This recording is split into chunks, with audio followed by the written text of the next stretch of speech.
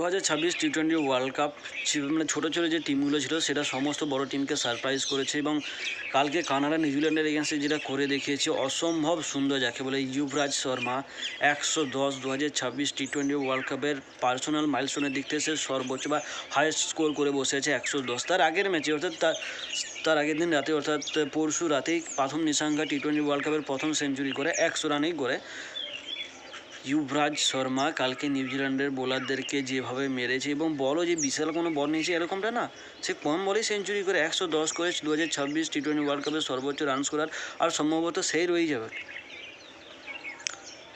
মানে আমরা টুর্নামেন্টের শুরুতে ভেবেছিলাম যে হ্যাঁ কানাডা আসবে, নেপাল আসবে, কী বলে আয়ারল্যান্ড আসবে। আয়ারল্যান্ড নিরাশাই করেছে, আয়ারল্যান্ড সেরকমভাবে কিছু করতে পারেনি। স্কটল্যান্ড, নেদারল্যান্ড তারা আসবে, খেলবে, নর্মালি খুব ইজিলি জিতে যাবে। যে বড় বড় টিমগুলো রয়েছে England, Australia, South Africa, India আর নিউজিল্যান্ড, আমরা এটাই ভেবেছিলাম। কিন্তু অস্ট্রেলিয়াকে জিম্বাবুয়ে টি-20 ওয়ার্ল্ড কাপের বাইরে করে দিয়েছে অস্ট্রেলিয়া অফিসিয়ালি 2026 টি-20 ওয়ার্ল্ড কাপ। স্টিভেন স্মিথ এসেছিল বাকি অস্ট্রেলিয়ার টিমের সাথে, তাদের যে বাকি একটা ম্যাচ রয়েছে সেই ম্যাচটা খেলতে এবং সুপার এইটে কোয়ালিফাই করানোর জন্য। কিন্তু স্টিভেন স্মিথ এসছে অস্ট্রেলিয়া টিমকে তার সাথে নিয়ে যাওয়ার জন্য, কারণ অস্ট্রেলিয়ার আর একটা ম্যাচ আছে এবং অস্ট্রেলিয়ার নেট রান রেটে যেভাবে মার খেয়েছে মনের এগেনস্টে তারা যদি জিতেও যায়, অস্ট্রেলিয়ার যে আউটসাইড চান্স ছিল সেটাও আর নেই।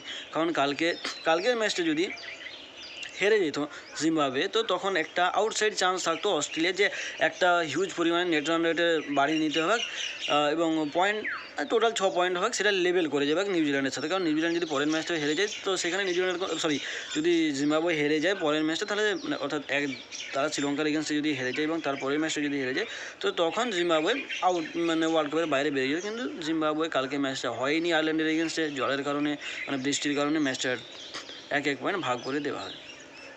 নেপাল কালকে স্কটল্যান্ডের এগেনস্টে খেলেছে। নেপাল কালকে 7 উইকেটের ব্যবধানে ম্যাচ জিতে গেছে। নেপালের তরফ থেকে কালকে যে বেস্ট পারফরমেন্স ছিল নেপালে, সেটা ইংল্যান্ডের এগেনস্টে হয়েছে এবং কালকে যেটা ছিল সেটা সেকেন্ড বেস্ট বলবো। কারণ ইংল্যান্ডের মতো বড় টিমের এগেনস্টে তুমি যদি অত ভালো পারফরমেন্স করতে পারো, 4 রানের ব্যবধানে তুমি ম্যাচটা হেরে যাও, তো সেটা বড় পারফরমেন্স। স্কটল্যান্ডের এগেনস্টে যখন স্কটল্যান্ড ব্যাট করে নেপালের এগেনস্টে, তো তখন মনে হয় যে স্কটল্যান্ড নেপালকে ছাপিয়ে যাচ্ছে, যাই হোক নেপাল আর জিততে পারেন। কিন্তু নেপাল যে সেকেন্ড ইনিংসে ব্যাট হাতে যেটা করে দেখিয়েছে ভাই অসাধারণ।